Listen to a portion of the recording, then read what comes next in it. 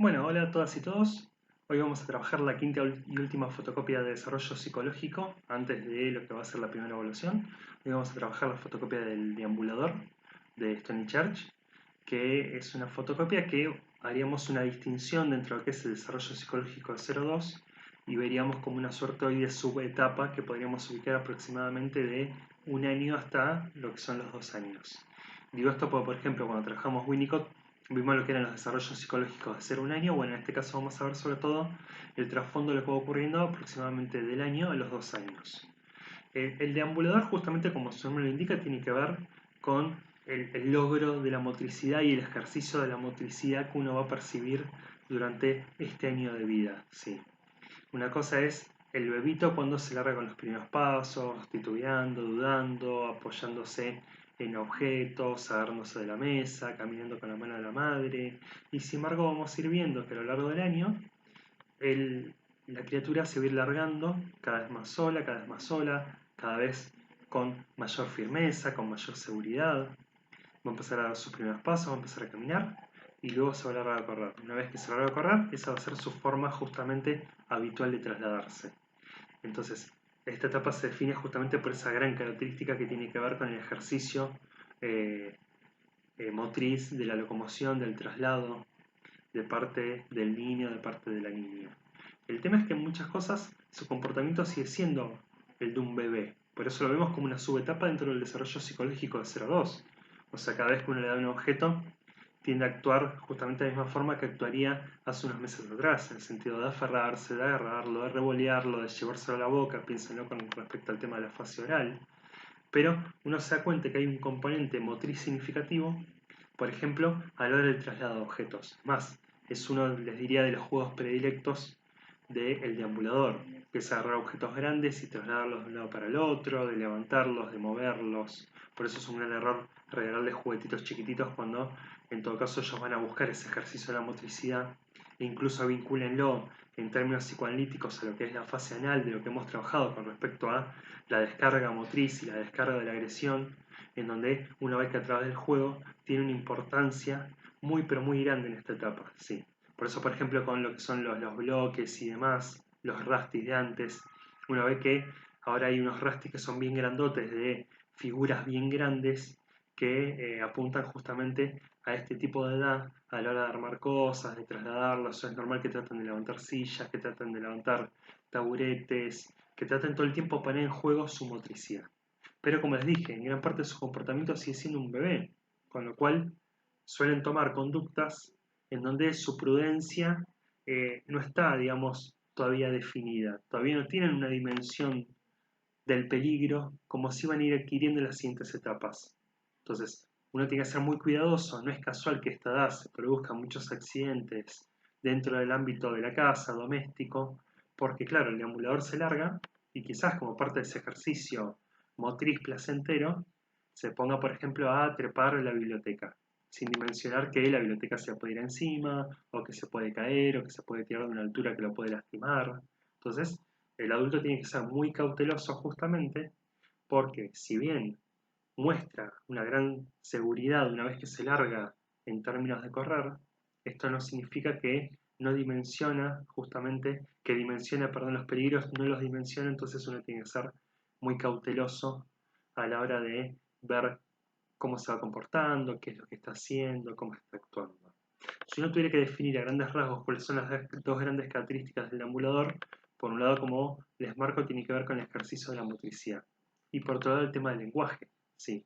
Uno ve, comparando con lo que son los primeros meses, que se pasa del famoso laleo, del da, la, a palabras, digamos, específicas, como pueden ser mamá o papá, y uno va viendo cómo a lo largo de los meses, y sobre todo en la etapa del deambulador, el lenguaje se empieza a complejizar.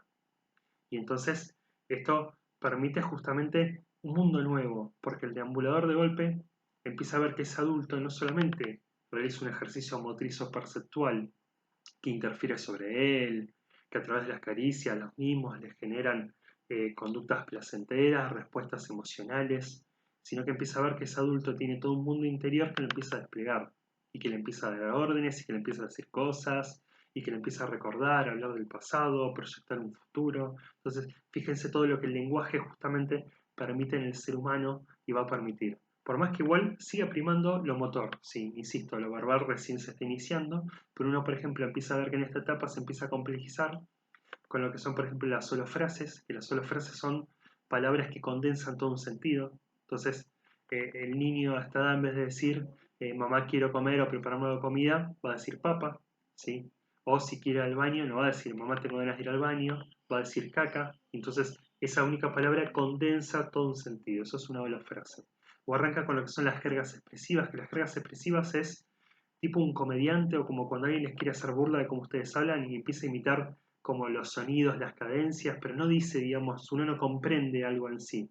Y que tiene que ver como esa especie de parloteo, en donde con cierto tono uno diría burlesco, pero que en realidad tiene que ver con este ejercicio que el niño está empezando a hacer del lenguaje, porque recuerden que como toda herramienta que uno va adquiriendo, esto lo hemos laburado en otras clases, tiene que aprender a manejarlo. Entonces ese parloteo, este intento de imitación de un lenguaje prolongado, de poder decir oraciones completas y demás, se queda obviamente a medio camino, pero tiene que ver justamente con lo que es este ejercicio. Otras características centrales de esta etapa del deambulador va a ser el tema del control de esfínteres, que la idea es que se empiece a iniciar en esta etapa, puede extenderse durante también el segundo año de vida.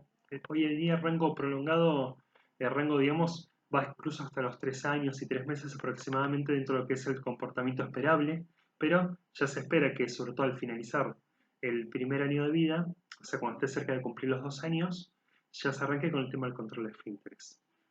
Va a arrancar obviamente por la micción, por una cuestión lógica, por una cuestión de experiencia. Uno va a hacer mucho más veces, vamos a decirlo en criollo, pis que caca, con lo cual hay más chances que primero se logre el control de la micción que la defecación, y primero se va a lograr durante la vigilia y después durante el periodo nocturno. Recuerden que en términos psicoanalíticos es una de las grandes luchas, una de las grandes primeras luchas, como va a decir Freud, que tiene la cultura con la representación de los padres contra justamente lo que es el tema de la pulsión del niño y la niña que van a querer hacer pis y caca cuando se les antoje y donde se les antoje. ¿Sí? Y entonces se va a generar esa lucha. Parte de esta cuestión también tiene que ver con que a esta edad puede que haya etapas donde se intensifica el negativismo de parte del niño a la niña. Que acá la explicación psicoanalítica va a tener que ver con el hecho del ejercicio de la agresión, de lo que es la fase anal, pero que en ese sentido, más allá de la explicación psicoanalítica, tiene que ver obviamente con cierta reafirmación de parte del deambulador y de cierta posición que va tomando, y también obviamente como una forma de ir tanteando la respuesta del otro. Acá la clave es, como dicen los autores, no enroscarse. Porque uno podría, por ejemplo, ante el negativismo del niño de querer bañarse, ante el negativismo de la niña de querer ir a comer, de ponerse a razonar y pensar y preguntar y esto, lo otro, cuando, a ver, uno no pretende eh, disminuir la capacidad del deambulador, sí, pero razonamientos en términos justamente de explicaciones lógicas, válidas, que pueda comprender, todavía le falta un tramo importante para que pueda lograr ese nivel de comprensión.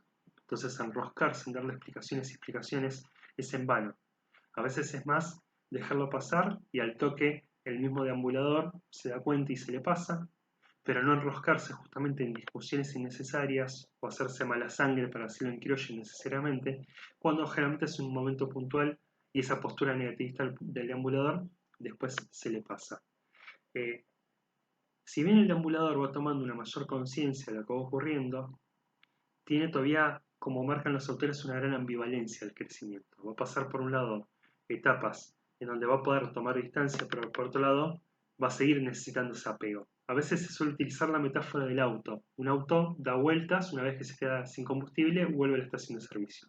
Acá lo mismo, el deambulador tal vez se larga por la casa, una vez que se empieza a sentir inseguro, va por ese combustible, solo que en este caso es ese combustible emocional, que es volver a acercarse a la madre, aferrarse a ella, obtener cariño, y una vez que se vuelve a sentir seguro, se vuelve a largar. Por eso esa ambivalencia del crecimiento entre lo que es la independencia y lo que es la dependencia. Como les decía recién, va tomando una mayor conciencia, va teniendo una mayor amplitud. Esto uno igual se va dando cuenta que es algo progresivo. Uno lo ve, por ejemplo, en lo que es el juego, que el juego al principio es un juego solitario, si hay más de un niño está en cada uno en la suya. Después va a haber una cuestión asociativa en el sentido de que se disfruta la mutua compañía, pero están cada uno de vuelta en su propio juego. Después uno podrá ver alguna cuestión cooperativa en el sentido de que estén los dos jugando a lo mismo, pero de vuelta, cada uno en su mundo.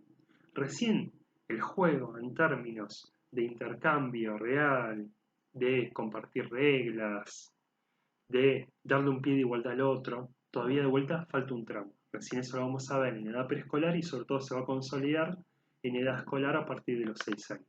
¿Sí? Entonces, uno empieza a ver que esta conquista, digamos, de los vínculos, de lo verbal, es algo que recién se está gestando, es algo que en ese sentido todavía está, tipo una plantita recién está germinando, y por eso se da con estas características en donde uno empieza a percibir de parte del niño o la niña un nivel de egocentrismo que es el que se va justamente a profundizar, perdón, en la edad preescolar, que es la que vamos a trabajar una vez que finalicemos esta unidad y pasemos a esa unidad que es la unidad número 4.